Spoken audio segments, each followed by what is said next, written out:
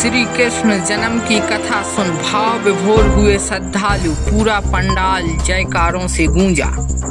वैशाख माह में ग्राम अंचलों में भी अनेकों धार्मिक आयोजन हो रहे हैं। बता दें, हटा के समीप स्थित ग्राम सोजना में चल रही श्रीमद् भागवत महापुराण की चतुर्थ दिवस की कथा में कथा व्यास शिवम कृष्ण शास्त्री जी महाराज श्री धाम वृंदावन ने श्री कृष्ण जन्म उत्सव का प्रसंग सुनाया। श्री कृष्ण की जन्म कथा का प्रसंग सुनकर श्रद्धालु भाव विभोर हो उठे।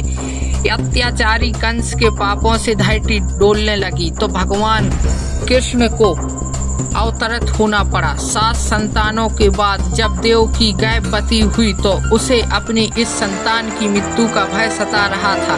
भगवान की लीला वे स्वयं ही समझ सकते हैं। भगवान कृष्ण के जन्म लेते ही जेल के सभी बंधन टूट गए और भगवान श्री कृष्ण गोकुल पहुंच गए। शास्त्री ने कहा कि जब जब धरती पर धर्म की हानि होती है तब तब भगवान धरती पर अवतरित होते हैं।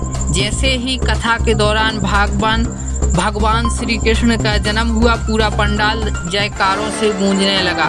श्रद्धालु भक्ति में लीन होकर जमकर झूमे। श्री कृष्ण जन्म उत्सव पर नंद के आनंद भाव जय कन्हैया लाल की भजन प्रस्तुत किया तो श्रद्धालु भक्ति में लीन होकर जमकर झूमे। एक दूसरे को श्री कृष्ण जन्म की बधाइयाँ दी गईं।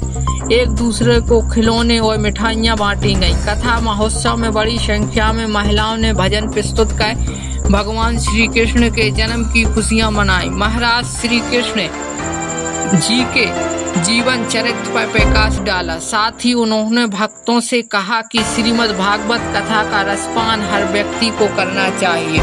हटा से अनवी न्यूज के लिए राहुल व्यास की रिपोर्ट। बधाइयाँ